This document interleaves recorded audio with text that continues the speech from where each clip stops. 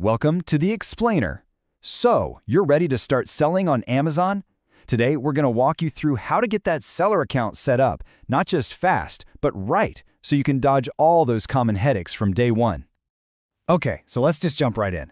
First off, why should you even care about this? Well, this number, it's your why. Getting an account means you're tapping into a massive global marketplace with, get this, over 300 million active customers. Yeah, people who are literally there to shop. And here's something that might blow your mind.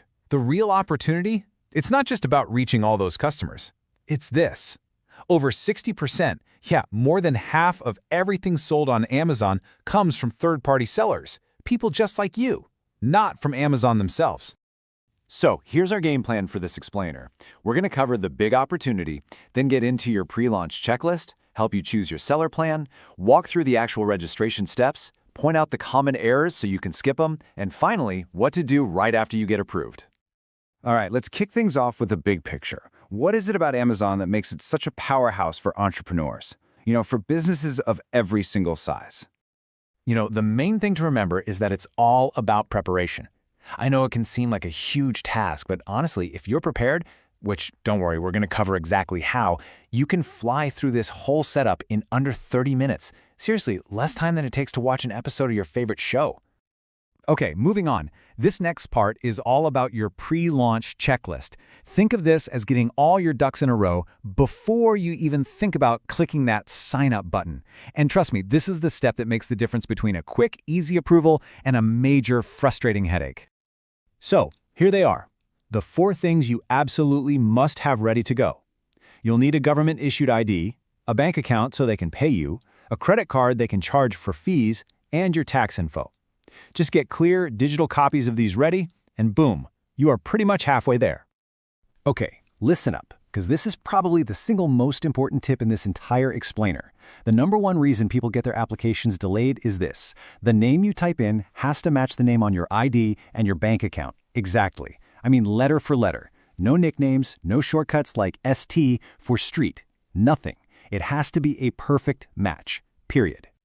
All right, we're at your first big decision point. Choosing your seller plan. This is a big deal because it's going to affect how much you pay each month and what kinds of tools you get to use. So let's break it all down. So you've got 2 main choices. First, there's the individual plan. Think of it as pay-as-you-go. It's perfect if you're just dipping your toes in or plan to sell, just a few things here and there. Then you've got the professional plan. This one has a monthly fee, but it unlocks all the cool stuff, like advertising, advanced tools, all of it. And here's a super simple way to figure out which one is for you. It really just comes down to math. On the individual plan, you pay about $1 for every item you sell. So if you sell more than 40 items in a month, you're actually paying more in fees than the entire professional plan costs. So yeah, if you think you'll sell more than 40 items, or you want to get access to the buy box, which, by the way, is where almost all the sales happen, the professional plan is just a no-brainer.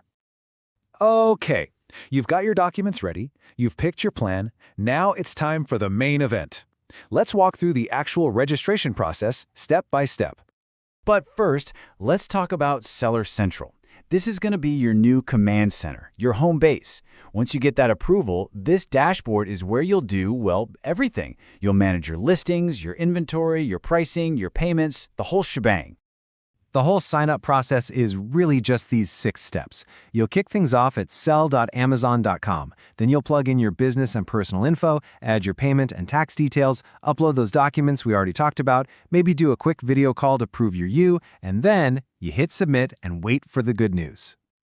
Okay, now for what I think is the most important part of this whole explainer. Seriously, we're going to talk about the common mistakes that trip people up so you can just sidestep them completely and get approved the first time.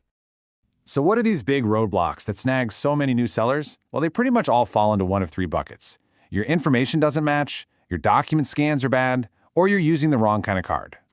First one, and I know I sound like a broken record, but it's that important, is mismatched info. You have to remember, a lot of Amazon's verification is done by bots looking for fraud. So if you type st.sed on the form, but your bank statement spells out street, that little difference is enough for a computer to say nope and flag your account. So you have to be super precise. Number 2, bad document scans. This is another easy one to get right. Your uploads have to be high resolution, they have to be in color, and you have to see the entire document, all 4 corners, no exceptions. A blurry phone pic or a cropped scan, that's pretty much a guaranteed try again. And the last big one is the card you use. Look, Amazon needs a real, honest-to-goodness credit or debit card on file, one that they can actually charge. That means no prepaid cards, no gift cards, and no virtual cards. Using one of those will just stop your application dead in its tracks. All right, congratulations! You made it through, and that beautiful welcome to Amazon email has landed in your inbox. But the work's not over. In fact, it's just getting started.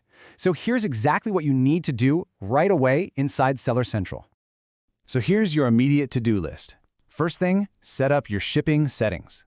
Next, get that first product listed. Then go back and just double-check all your tax information.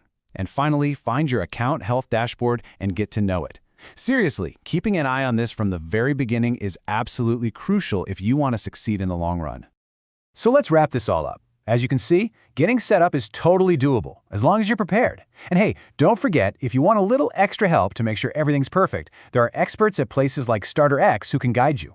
At the end of the day, it's not just about getting the account open, right? It's about what you do next to turn it into a real success story right from the very first day.